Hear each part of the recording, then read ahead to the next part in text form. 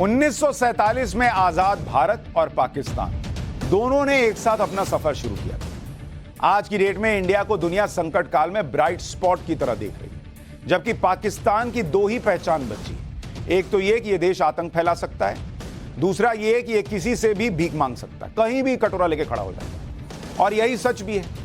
पाकिस्तान को अगर IMF से लोन नहीं मिला तो वो अगले कुछ हफ्तों में दिवालिया हो जाएगा। पाकिस्तान के प्रधानमंत्री से लेकर मौलाना सब भीख मांगने के नए नए तरीके खोज रहे हैं। लेकिन ग्लोबल डिप्लोमेसी में खुद की मौजूदगी बनाए रखने के लिए पाकिस्तान हाथ पैर मारता रहता है। उसको लगता है कि इंडिया कर सकता है तो हम क्यों नहीं। हैसियत है नहीं, लेकिन ट्राई करता रहता है इंडिया को देखकर। अभी सोमवार को ही तुर्की में विनाशकारी भूकंप आया। भारत समेत कई देश तुर्की की मदद के लिए आगे आए। तो पाकिस्तान को लगा कि बॉस, हम तो इस्लामिक कंट्री हैं, हम मुसलमानों की बात करने वाले तुर्की की मदद के में पीछे कैसे रह सकते हैं। तो भाई अपना कूद पड़ा मदद देने के लिए कि हम भी मदद देंगे, हम भी मदद देंगे। लेकिन पाकिस्तान ने मदद के नाम पे जो किया वो आप सुनेंगे तो सिर पकड़ लेंगे कि क्या ही देश है बॉस। और उसके बाद उसकी घनघोर बेइज्जती हुई। लेकिन पाकिस्तान की इंटरनेशनल बेइज्जती का पूरा चैप्टर खोलूं उससे पहले आपको दिखाना चाहता हूं कि तुर्की में भूकंप के बाद हाल क्या है। इससे आपको समझ में आएगा कि पाकिस्तान ने जो किया वो कोई जाहिल भी शायद ना करे। दरअसल तुर्की की हालत खस्ता है इस वक्त। आप तस्वीरों में देखिए, सोमवार को आए भयानक और विनाशकारी भूकंप से तुर्की में अब तक 15,000 लोगों की जान जा चुकी है। 15,000। कई शहर मलबे के ढेर में बदल चुके हैं। इन तस्वीरों में तुर्की की तबाही साफ दिख रही है। बड़ी बड़ी बिल्डिंग गिर गई भाई, आप देखिए कैसे मलबा गिरा हुआ है। बड़ी छोटी हर इमारत या तो पूरी तरह गिर चुकी है या फिर टेढ़ी हो गई है, गिरने वाली है। लोग सोच रहे हैं घर में रहें ना रहें, कौन सा घर गिर जाए पता नहीं। यह तस्वीर तुर्की के अंटाकिया शहर की है। यहां भी वही हाल है, चारों तरफ भूकंप से हुई तबाही दिख रही है। अभी भी मलबे में कई लोग फंसे हुए हैं जिनको निकालने की कोशिशें की जा रही है। यह तस्वीर अब आप जो देख रहे हैं यह मरास शहर की है, जो भूकंप से सबसे ज्यादा प्रभावित इलाकों में से एक है। भूकंप का केंद्र गाजियातेप शहर था जहां सबसे ज्यादा तबाही हुई थी। मरास, अंटाकिया और नूरदगी शहर में भी भूकंप से भारी तबाही मची। तुर्की में भूकंप ने किस तरह से तबाही मचाई है उसकी कुछ और तस्वीरें दिखाते हैं। ये सैटेलाइट तस्वीरें आपको दिखाने जा रहा हूं जिनमें दिखता है कि ये देखिए भूकंप से पहले क्या हाल था और भूकंप के बाद क्या हाल हो गया। आप तस्वीर देखिए कि कैसे इमारतें गिरी हुई दिख रही हैं नीचे वाली तस्वीर में, और जो मैदान वहां दिख रहा है उसमें नीचे वाली तस्वीर में देखिए कैसे रिलीफ कैंप लगाया गया मैदान में, क्योंकि घरों में रहना सेफ नहीं। ये तस्वीरें मैक्सर कंपनी ने रिलीज की। तस्वीर मरास शहर की है। इसमें दिख रहा है कि कैसे भूकंप ने इमारतें गिराकर ध्वस्त कर दी। अगली तस्वीर तुर्की के नूरदगी इलाके की है। भूकंप से पहले की तस्वीर 6 सितंबर 2022 की है और भूकंप के बाद की तस्वीर 7 फरवरी की है।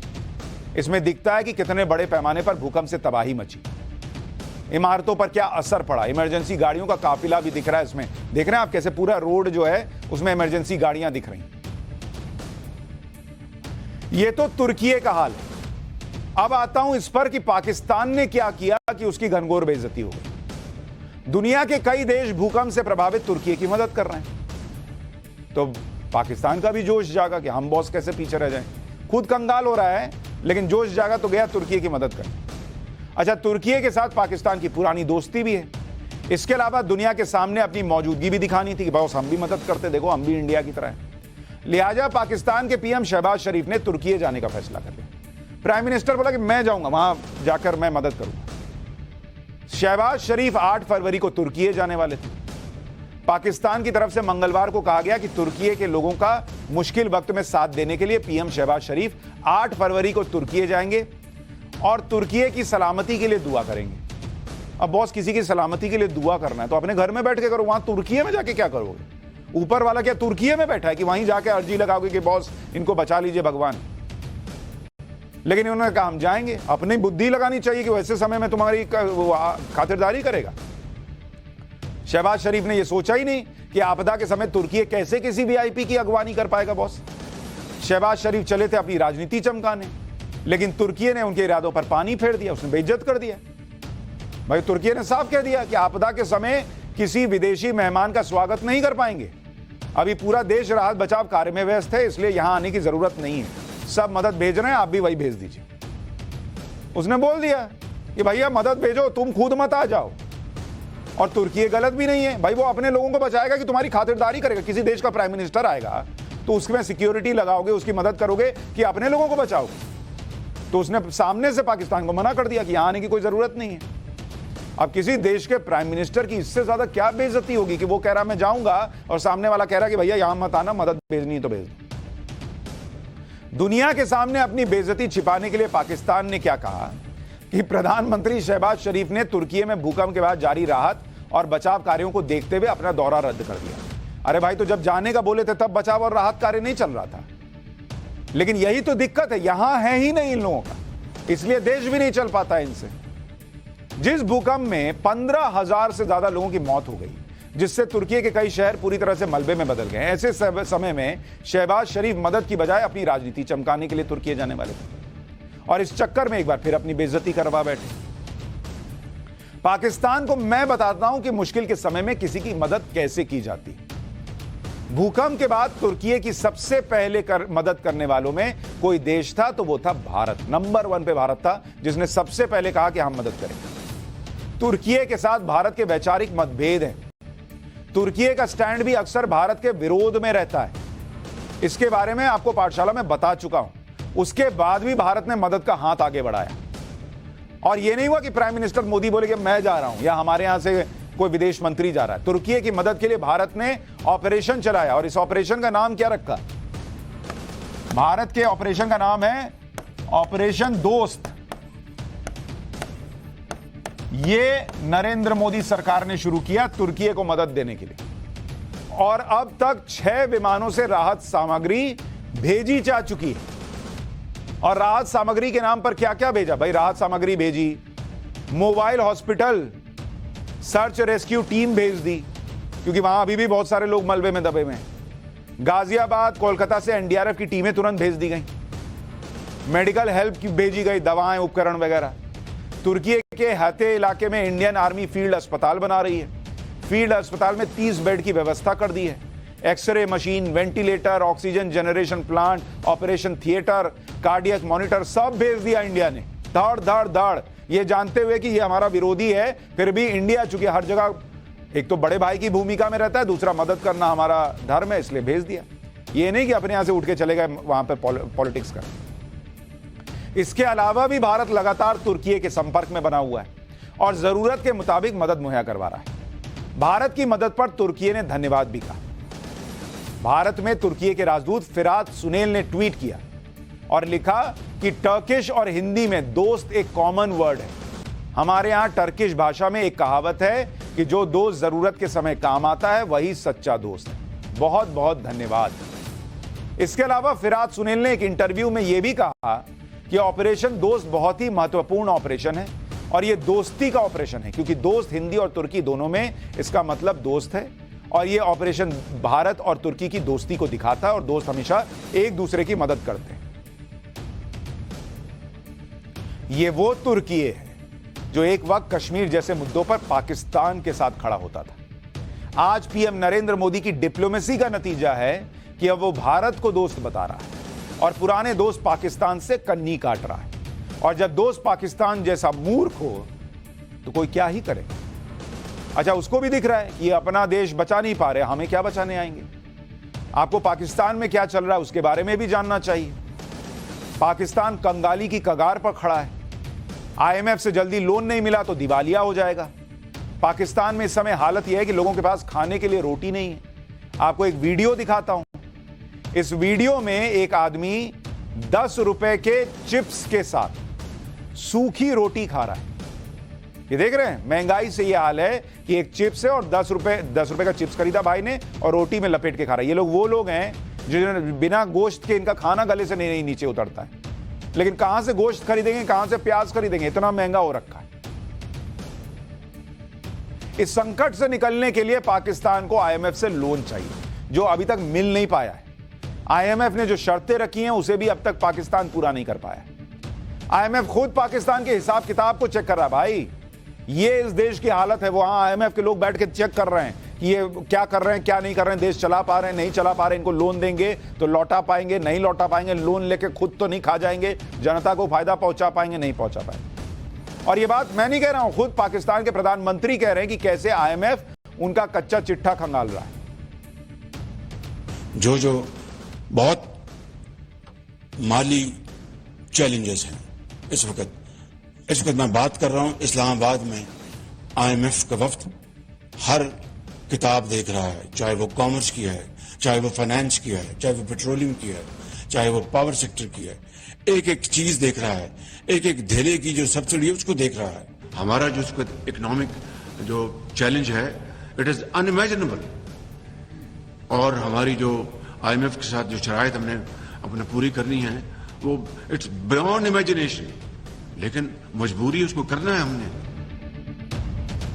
ये उस पाकिस्तान का हाल है जो बात बात पर एटम बम की धमकी देता है। पाकिस्तान के प्रधानमंत्री शहबाज शरीफ दुनिया में घूम घूम कर भीख मांग रहे हैं, क्योंकि बॉस देश ना पैसे से चलता है, एटम बम से नहीं चलता। लोग को भूख से मर रहे हैं, उनको एटम बम खिलाओगे क्या? पाकिस्तान के मौलाना भीख मांगने के लिए भी एटम बम को साथ लेकर चलने की सलाह दे रहे हैं। हालांकि ये पाकिस्तान के तरीके लब्बैक के लीडर शाद हुसैन रिजवी सलाह दे रहे हैं कि पाकिस्तान के मंत्री एक हाथ में कुरान लें, दूसरे हाथ में एटम बम का ब्रीफकेस उठा लें और पूरी कैबिनेट के साथ जाएं और दुनिया से कहें कि हम कुरान और इस्लाम की हिफाजत के लिए आए हैं, तो पूरी कायनात मदद के लिए तैयार हो जाएगी। सुनिए एक बार। निकलो, कुरान को दाएं हाथ में उठाओ और एटम बम वाले बक्से को बाएं हाथ में उठाओ और पूरी काबीना भर के स्वीडन ले जाओ और जाकर कहो कि हम कुरान के तहफ़्फ़ुज़ के लिए आए हैं। सारी कायनात की नेमतें अगर तुम्हारे पाँव में ना आ गई तो हमारा नाम बदल के रख देना।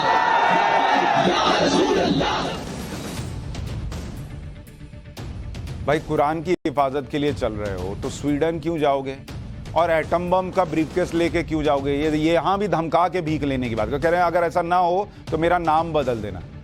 भाई ऐसा नहीं होगा, तुम अपना नया नाम सोचना शुरू कर दो, ऐसा नहीं होता है। इस बीच पाकिस्तान थोड़ा स्मार्ट बनने का भी प्रयास कर रहा था तो धरा गया। पाकिस्तान ने अपनी स्थिति सुधारने के लिए आईएमएफ से लोन मांगने के अलावा यूक्रेन को हथियार बेचना शुरू कर दिया उसने साइड बाय साइड। पाकिस्तान ने अक्टूबर, दिसंबर और जनवरी 2023 में यूक्रेन को हथियार भेज दिए।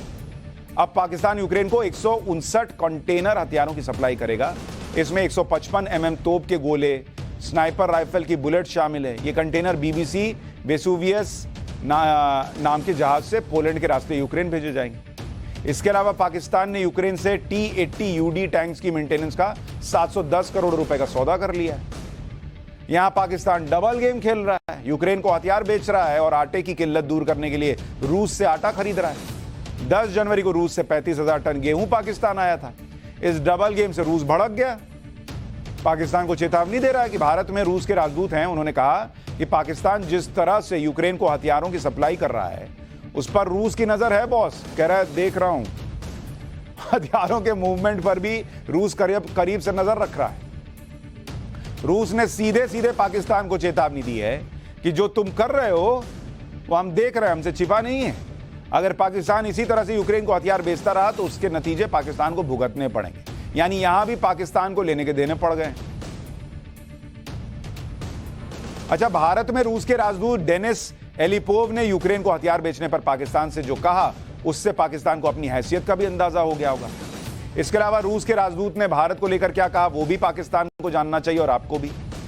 रूस के राजदूत ने कहा कि हम लगातार कहते रहे कि हम पाकिस्तान के साथ अपने संबंधों में कभी भी भारत के लिए नुकसान पहुंचाने वाला कुछ नहीं करेंगे। इस्लामाबाद के साथ हमारे रक्षा संबंध हैं, लेकिन ये बहुत सीमित हैं। रूस पाकिस्तान में अपनी आर्थिक मौजूदगी बढ़ाना चाहता है, लेकिन रूस कभी ऐसा कुछ नहीं करेगा जिससे भारत के हित प्रभावित हो। मतलब रूस क्लियर कट कह रहा है कि इंडिया मेरी प्रायोरिटी है, पाकिस्तान तुम्हारी हमको जरूरत है, थोड़ी बहुत तुम्हारे हम आएंगे, उससे ज्यादा कुछ नहीं। इंडिया को धोखा देके तुम्हारे साथ नहीं जाएंगे। रूस ने पहली बार पाकिस्तान को इस तरह से झटका नहीं दिया, बल्कि इससे पहले सस्ती दर पर तेल खरीदने के लिए पाकिस्तान के सपने को भी रूस ने ही तोड़ा था। पाकिस्तान ने पिछले साल दिसंबर में रूस से तेल पर डिस्काउंट देने की अपील की। पाकिस्तान ने कहा था कि जैसे भारत को रूस डिस्काउंट दे रहा है, सस्ते दर पर तेल दे रहा है, बाकी वैसे पाकिस्तान को भी दे दे। तो रूस ने पाकिस्तान को सस्ती दर पर तेल बेचने से मना कर दिया। रूस ने कहा था कि वो बड़े देशों को जिनकी इकोनॉमी मजबूत और स्थायी है उनको डिस्काउंट ऑफर कर सकता है, क्योंकि रूस को भी पता है ना भाई, एक तो वैसे ही वो युद्ध में है, वहां अर्थव्यवस्था गड़बड़ाई हुई है। इस भिखारी को देंगे, कल को ये पैसा देने से मना कर देगा, फिर कहां से लाएंगे? तो उसको देने से मना कर देगा। हट, इंडिया को इसलिए दे रहे हैं क्योंकि इंडिया चमक रहा है। पाकिस्तान को एक के बाद एक बेइज्जती के थप्पड़ पड़ रहे हैं। रूस ने धमकाया तो अमेरिका भी पाकिस्तान को झटका दे रहा है। अमेरिका जिसे पाकिस्तान अपना करीबी मानता है और अमेरिका भी पाकिस्तान को मदद करता रहा है, वही अमेरिका पाकिस्तान के उन आतंकी संगठनों को सजा दिलाने की बात कर रहा है जिन्होंने 2008 में मुंबई पर आतंकी हमला किया। अमेरिकी विदेश विभाग के प्रवक्ता नेड प्राइस हैं, वो बोल रहे हैं कि मुंबई पर आतंकी हमला करने वालों और इसके पीछे काम करने वाले आतंकी संगठनों को इसकी सजा मिलेगी। इस हमले में निर्दोष लोगों की जान गई थी, हमले की साजिश रचने वालों को छोड़ा नहीं जाएगा।